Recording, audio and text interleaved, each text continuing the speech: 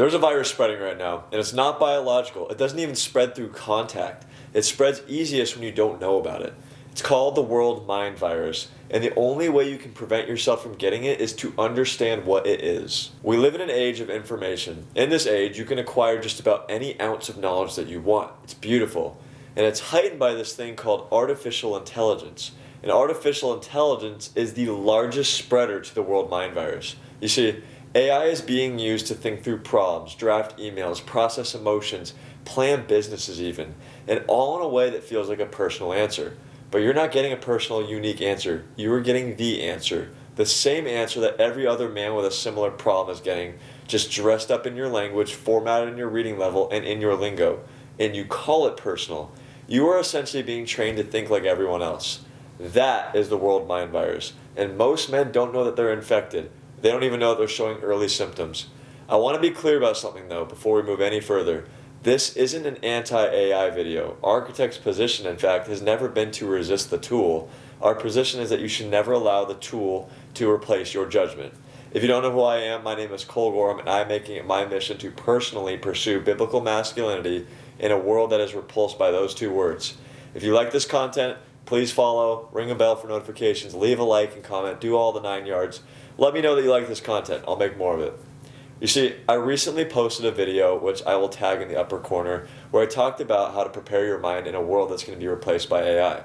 This video here is the other side of that conversation, because I've been watching something happen quietly, and it's not to AI, but to men who use AI.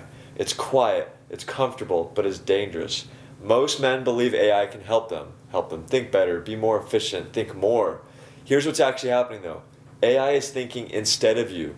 And the longer you let it, the more you will forget how to think in the first place. Don't be a man replaced by herd mentality. Don't give in to the world mind virus. So let's talk more about that. In 2025, there was a professional research paper called The Artificial Hive Mind. What they proved in this paper was that AI models from different companies, whether it was Google or Anthropic or Meta, were producing shockingly similar answers to open-ended questions. Different models, different personalization, different companies, but largely the same answers. If we want to prevent world mind virus, we need to dig deeper into this research. As a society, we've convinced ourselves that AI is giving us our own personal answer, one that's catered specifically to us and our situation, which we've detailed deliberately in a chat. But research says otherwise. Creative choices, problem solving, emotional leadership in general, they're all pointing you towards the same middle answer, and it's not a personal answer. AI is giving everyone the same answer, and that same answer is flavored to your liking. Now multiply that by the millions of men using AI in their marriage, their business, their faith, their own identity. That's a lot of men getting the same response. Every man who asks AI, how do I lead my household better, is getting a version of the same response. Every man who asks, how do I process this hard season or this hard emotion, is being handed the same emotional framework. Every man who uses AI to write what he thinks is writing what a machine thinks. I notice this every day when I'm on social media, and every faceless content self-help page is saying the same thing with the same format and the same non-human verbiage. When everyone processes the same way, leads the same way, solves problems the same way, what you get is not a generation of strong, distinct men. What you get is the world hive mind. One mind, trained by a machine, infinitely vulnerable to whatever the machine decides is true next. And that's the dangerous part, man. The world hive mind is not neutral. It is influenced. It is updated. It is shaped by whoever controls that model. You think you're forming your own conviction, you're adopting someone else's. There's a great show out on Apple TV right now called Pluribus. It's made by the guy who made Breaking Bad, Vince Gilligan. It's fictional, but it seems to read more like a cautionary tale than an innocent story. In Pluribus, this alien virus spreads through the entire population of the Earth and folds humanity into a single hive mind. Everyone thinks together, everyone processes together. They are a hive. And they fly planes, they run power grids, they turn the lights on and off, and they all smile, they're happy, they're peaceful. Nobody's angry, nobody's struggling. There's no conflict, no pain, no hard conversations. But there's 13 people who are immune, and the hive's goal is to get the 13 people to join. Not by force, by comfort, by convenience, by slowly making independence seem exhausting. And that's the interesting part.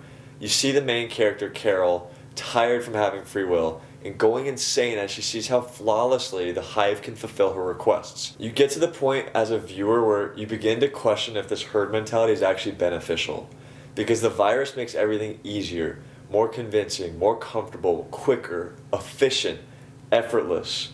Sounds a bit like AI to me, doesn't it? Think about your social media. When something hard happens to you in your life, if a marriage is under pressure, if a business is struggling, or if you're in a season of confusion, your algorithm figures it out in quick. You stay on posts that touch the wound. You follow profiles that offer solutions. You watch videos that name the thing you feel. And 6 weeks later, everything you're consuming is curated around that problem. And you subscribe to someone else's answer, their framework, their language, their solution. You skip the part where you had to sit in it. The uncomfortable, slow, formative part where you had to figure something out on your own, where your own discernment was forged. AI will let you skip the line every time. You have a question, AI will answer it. You need to process hard emotions, AI will validate you. You're struggling in a decision, AI will give you 3 frameworks and a recommended solution. And the man who never sits in the discomfort will never build muscle. He borrows forever. He borrows frameworks. He borrows wisdom and to father from.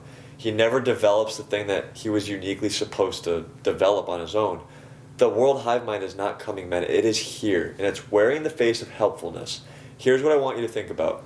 Creativity, real creativity, comes from a mind that's been alone in a problem long enough to produce something original to solve it.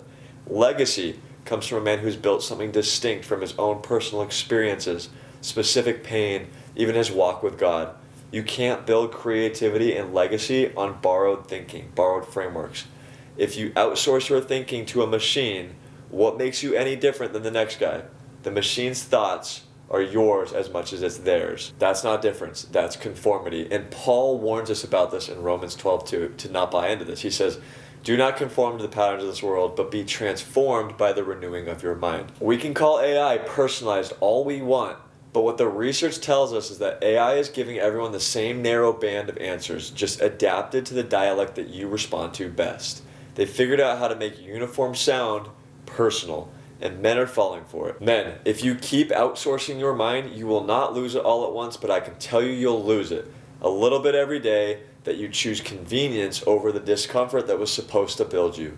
That is the world mind virus, and it spreads exactly one way. Buying into the lie that you deserve convenience because it's available to you. So here's what I want you to do. AI is a tool. I use it. Architect uses it. The problem is not the tool, it's the boundary, or the absence of one. A proper tool must sit below your judgment. It assists you to execute on your judgment. It is not your judgment, though. A man who has no boundaries with AI has no boundaries between his mind and the machine's mind.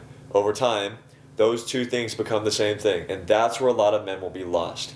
So draw the line right now, not tomorrow, today, after this video. Here are some examples of what healthy AI boundaries can look like. Do not let AI process your emotions first. When you're going through something hard, journal about it, prompt it, sit with it, pray about it. Form a thought before you allow a machine to form it for you. Your raw processing is sacred. Protect it. Number 2, do not let AI make your primary decisions. Use it for research, organize information, or even surface options. But the conviction, the final call, that comes from you, your discernment, your relationship with God. Allow yourself to read the room. AI does not carry the weight of consequences, you do. Number 3, do not let AI write what you actually think. If you're writing something that's supposed to represent your voice, your leadership, your communication, your ideas, draft it yourself first. Even if it's rough, even if it's incomplete, let the machine polish it, never originate it. Lastly, build a protected zone in your mind and defend it. Decide what AI does not touch. For some men, that's their spiritual life. For others, it's their marriage. For others, it's creative work. Pick something and say, this part of my mind is mine, and it's not to be trained by a machine. Because here's the truth, men. The world is going to be flooded with men who think the same, process the same, lead the same, and use borrowed frameworks for themselves. And they will call these things original. They will call themselves leaders. And it's happening right now. It's only going to get worse. But there's an opportunity for you.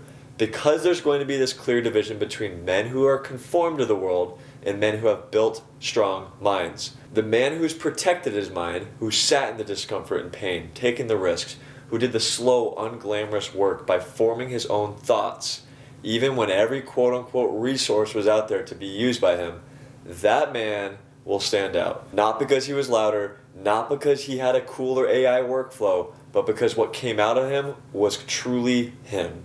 And the world will feel it. That is the man that God has prepared you to be. That is the man Architect is helping you build. Protect your mind, set the boundary, and do not let the world mind virus take you over. If you want to go deeper on this, what it actually looks like to build the structure that protects your mind, your mission, your marriage, your money, head to thearchitectprograms.com. Take the free assessment. Let's get on a call together and map out what this looks like for you specifically. Because men, the clock is running and the machine is not waiting. It will always get stronger. You need to catch up with it.